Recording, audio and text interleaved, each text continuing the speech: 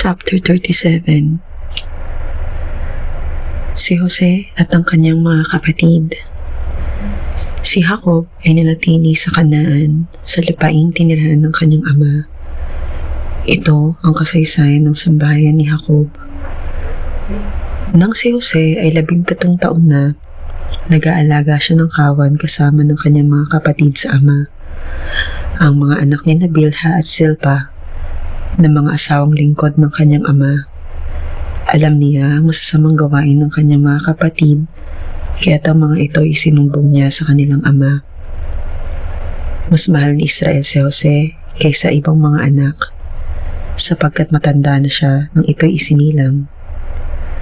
Iginawa niya ito ng damit na mahaba at may manggas.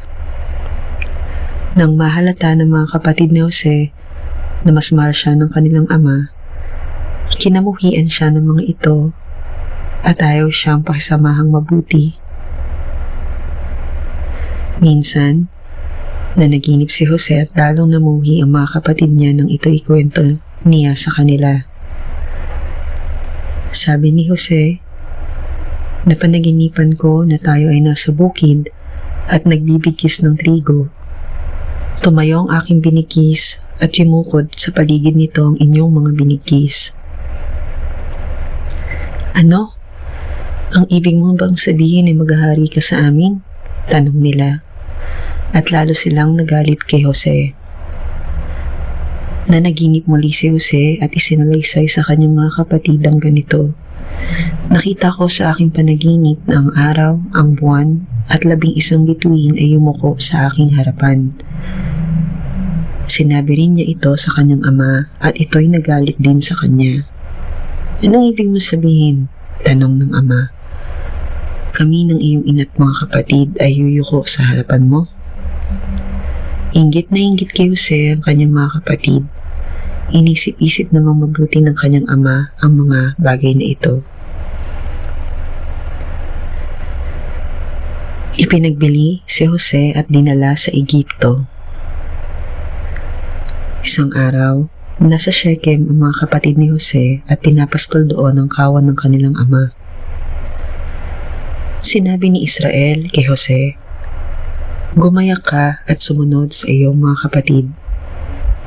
"Opo," tugon ni Jose.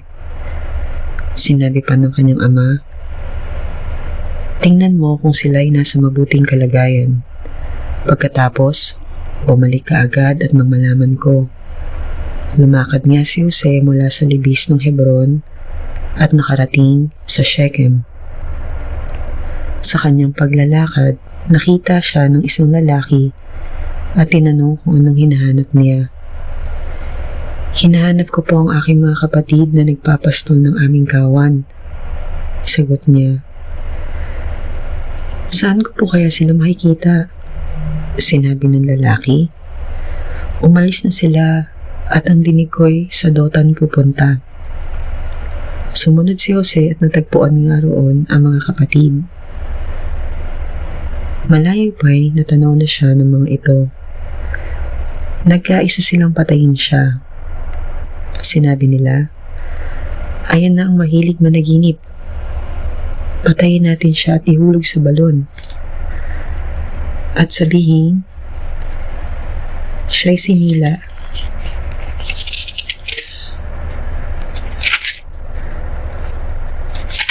Ng mabangis na hayop. Tingnan natin kung ano ang mangyayari sa kanyang mga panaginip. Narinig ito ni Ruben at binalak niyang iligtas si Jose.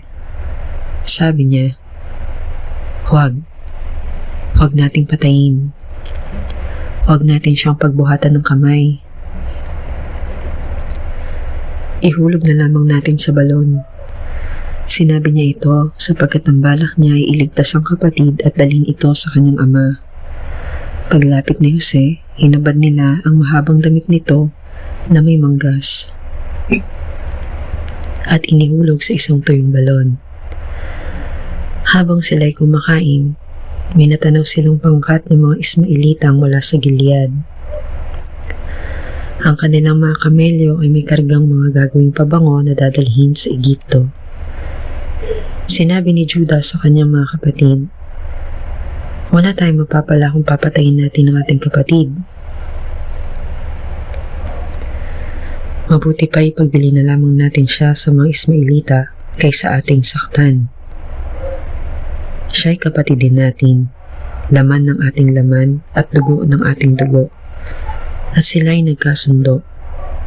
Kaya't nang may dumaraang mga mangangalakal na Midianita, iniahon nila si Jose at ipinagbili sa halagang 20 pirasong pilak.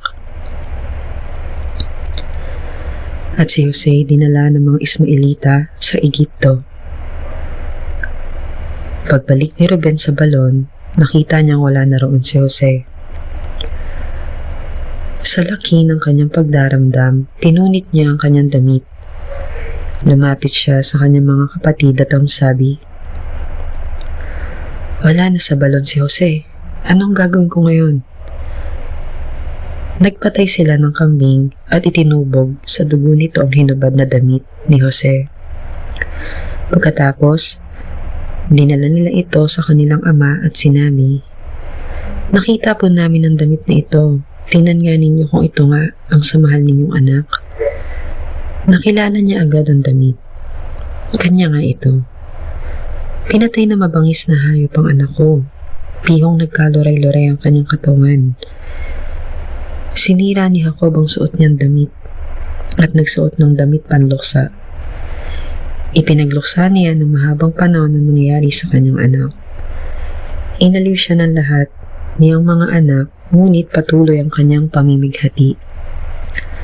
Sinabi niya, "Mapupunta ako sa daigdig ng mga patay na nagdadalamhati dahil sa pagkawala ng aking anak." Patuloy siya nagluksa dahil kay Jose.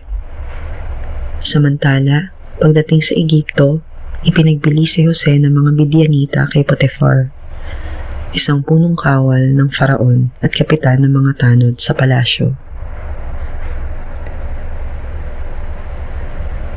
Chapter 38. Si Judah at si Tamar.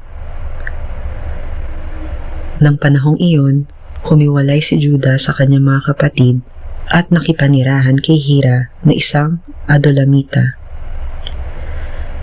Napangasawa niya roon ang anak ni Sua, isang Kananeo. Nagkaanak sila ng 3 lalaki. Ang ipinangalan sa panganay, ang pangalawa ay Onan, at Sela naman ang pangatlo. Si Judah ay nasa Kizib nang ipanganak si Sela. Pinapag-asawa ni Judah ang kanyang panganay na si at ang napangasawa nito'y si Tamar. Napakasama ng ugali ni kaya't nagalit sa kanya si Yahweh at siya'y pinatay. Kaya't sinabi ni Judah kay Onan, "Tungkulin mong sipingan ang byuda ng iyong kapatid upang magkaroon siya ng mga anak sa pamamagitan mo." Alam ni Onan na hindi ituturing na kanya ang magiging anak niya sa kanyang hipag. Kaya itinatapon niya sa labas ang kanyang binhi upang huwag magkaanak ang kanyang kapatid sa pamamagitan niya. Ito'y kasuklam-suklam kay Yahweh, kaya't pinatay rin siya. Sinabi ni Judah sa manugang niyang si Tamar, "Umuwi ka na muna sa inyo at hintayin mong lumaki ang bunso kong si Sela." Sinabi niya ito dahil sa takot na baka mangyari kay Sela ang sinapit ng kanyang mga kapatid. Kaya't umuwi muna si Tamar sa kanyang ama. Pagkalipas ng panahon ay namatay ang asawa ni Judah. Matapos ang pagluluksa, nagpunta si Judah sa Timnat para tingnan ang paggugupit sa balahibo ng kanyang mga tupa.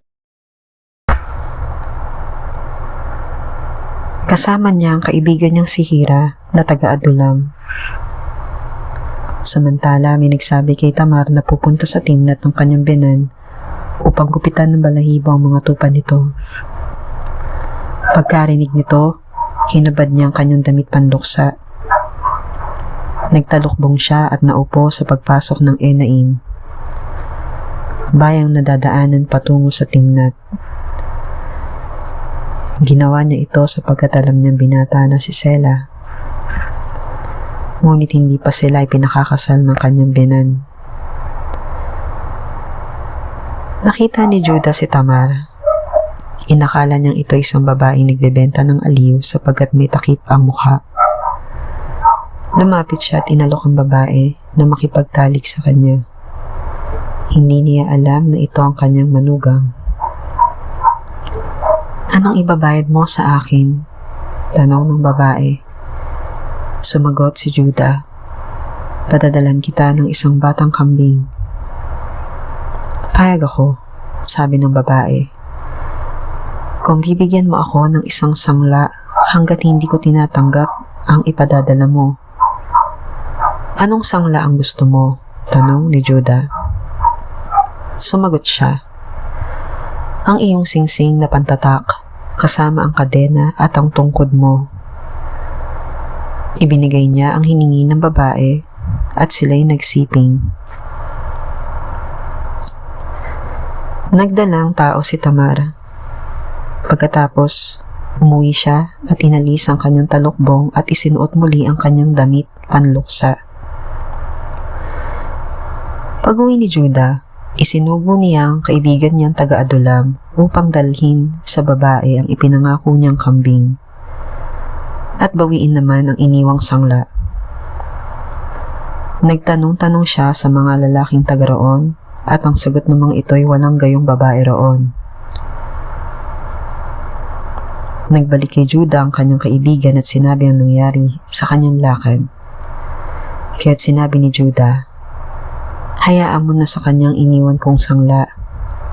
Baka tayo'y pagtawanan pa ng mga tao.